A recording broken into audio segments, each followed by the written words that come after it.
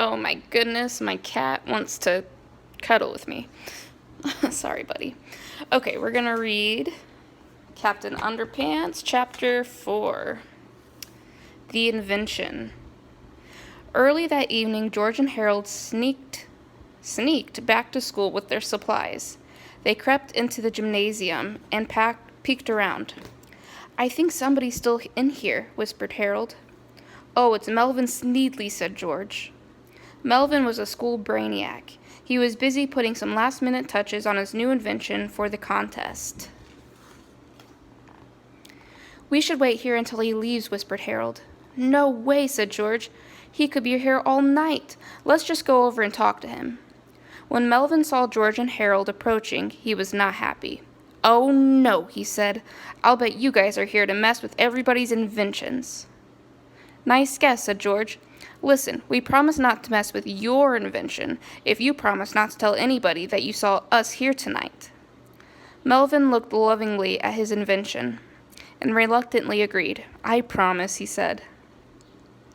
"Great," said George. "Say, what is that invention of yours anyway? It just looks like a photocopy machine." "Well, it used to be a photocopy machine," said Melvin, "but I've made some major adjustments to it. Now it is an invention that will revolutionize the world. I call it the Patsy 2000. "It'll revolutionize the world and you called it Patsy?" asked Harold. "Yes," said Melvin. "Patsy is an acronym for photoatomic transgombulating yactofra blah blah blah blah." "I'm sorry, I asked," said Harold. "Allow me to demonstrate," said Melvin. "The Patsy 2000 can take any two-dimensional image and create a living, breathing, three-dimensional copy of that image. For example, take the ordinary photograph of a mouse." Melvin placed the photo of the mouse onto the glass screen of the Patsy 2000 and pressed start. The lights in the gymnasium dimmed, as all the power in the entire school seemed to get sucked into the Patsy 2000. Soon the machine began to vibrate and hum loudly, and tiny bolts of static electricity snapped out from underneath. "I hope that thing doesn't explode," said Harold. "Oh, this is nothing," said Melvin. "You should have seen how the Patsy 2000 reacted when I copied a poodle." Finally, after a series of flashes and loud zaps, everything stopped. A small ding was heard. Then a tiny mouse crawled out the side of the Patsy 2000. Oh my goodness. My cat. She wants the mouse.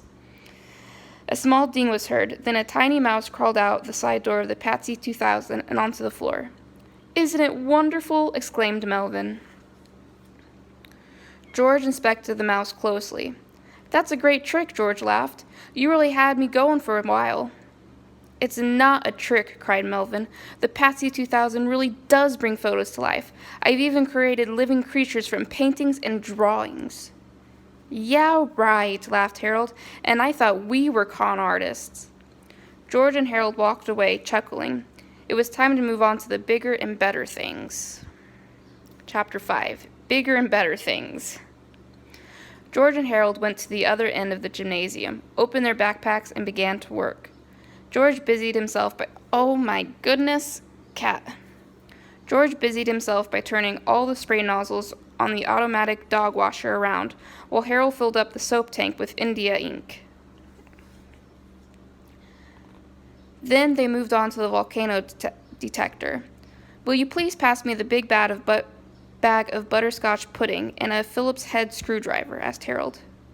"Sure," said George, as he carefully inserted eggs into the electric ping-pong ball server. Uh-oh. Chapter 6. The Invention Convention.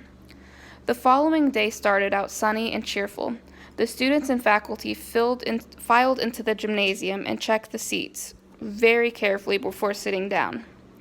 "Greetings," said Mr. Krupp, who was standing up at the microphone. "You don't need to worry about sticky seats today," he said. "I've taken measures to ensure that this invention convention won't be a disaster like last year's." Everyone settled in as Madison Mancy, a third grader, stepped on stage to demonstrate her automatic dog washer. "First," said Madison, "you put your dog in the tub. Then you press this button." Madison pressed the start button. At first, nothing happened. Then, suddenly, a spurt of inky black water sprayed up and out over the crowd. Everyone, except the dog, got soaked, as Madison tried desperately to turn off the sprayers. "I can't stop it," she cried. "Someone turned all the nozzles around." "Now who could have done that?" asked Mr. Crump. Oh my goodness, my cat really likes this book. Next up was Donnie Schumeyer with his electric ping-pong ball server. He turned the machine on, and immediately it began hurling extra-large grade A eggs into the crowd. Foop, foop, foop went the machine. Splat, splat, splat went the egg. "I can't turn the machine off," cried Donnie. "Somebody jammed a paperclip into the controller." "Now who would have done that?" asked Mr. Ribble. Freddie Moore's volcano detector was also a big flop. When Freddie connected the circuits to the 9-volt battery, a large spring, which had been crammed onto the center of his miniature volcano, launched a giant plastic bag of butterscotch pudding high into the crowd. It landed somewhere between the third and fourth rows. Splat. "Hey," whined Freddie, "somebody put pudding in my volcano." "Now who could have done that?" said Mr. Meaner.